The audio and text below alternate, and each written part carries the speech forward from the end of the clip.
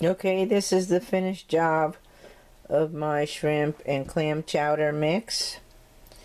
And what I used was a big can of clam chowder, All England clam chowder from Campbell's Soup. Also, I put some milk, about a cup and a half of milk, or maybe a cup. I don't know how much it was, but I didn't measure. Then I put half a bag of 1 pound of shrimp. And also, I put black pepper. I put chopped onion. I put a few dashes of nutmeg.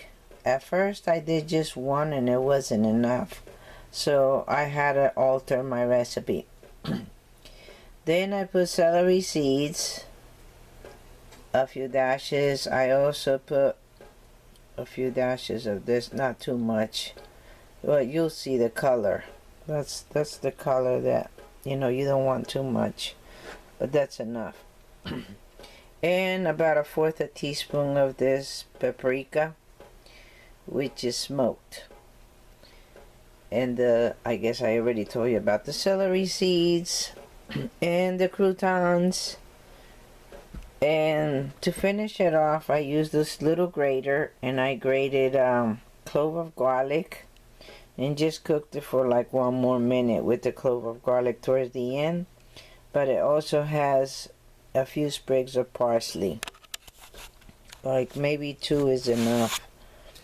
But here's the finished job. That's the shrimp with croutons, and I also put Serrano peppers, which for me was kind of hot.